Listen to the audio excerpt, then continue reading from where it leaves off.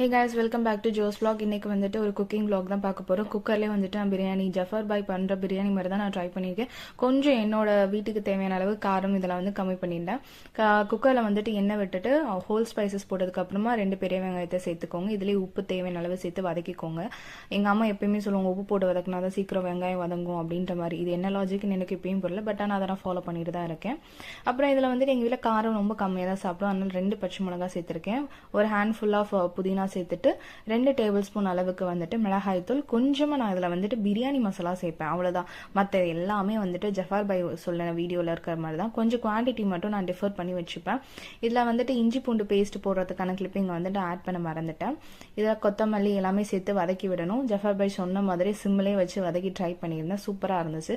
நான் எப்போ வீட்டில் சிக்கன் பிரியாணி என்ன செஞ்சாலுமே அவர் வீடியோ பார்த்துட்டு தான் செய்வேன். ஒரு வாட்டியும் அவர் வீடியோ பார்த்துட்டு திரும்ப ரீகேப் பண்ண மாதிரி பண்ணிட்டு தான் செய்வேன்.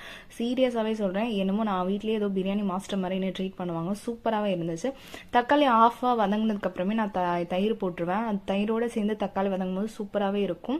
இதுக்கப்புறமா சிக்கன் சேர்த்து தேவையான அளவு சிக்கனுக்கு உப்பு போட்டு ஒரு 5 மினிட்ஸ் வந்து நான் மூடி போட்டு விட்டுருவேன். ஸோ சிக்கன் வந்துட்டு நல்லாவே குக் ஆகி வந்துடும். இந்த கிரேவியோட மிக்சரில் சிக்கன் வந்து தண்ணி வந்து சேர்க்க தேவை கிடையாது. சிக்கன்லேருந்து கொஞ்ச நேரத்துல தண்ணி வந்து வெளியே வந்துடும். ஸோ இந்த ஸ்டேஜில் வந்து கொஞ்ச நேரம் கழிச்சு தண்ணியெலாம் கொதிச்சதுக்கு அப்புறமா தண்ணி மூடி போட்டுட்டு கொஞ்ச நேரம் வேக வச்சு சிக்கனை எடுத்ததுக்கு அப்புறமா தேவையான அளவு தண்ணி 1:1.5 ரேஷியோ, 1 டம்ளருக்கு 1 டம்ளர் தண்ணி ஏற்றுக்கிறேன்.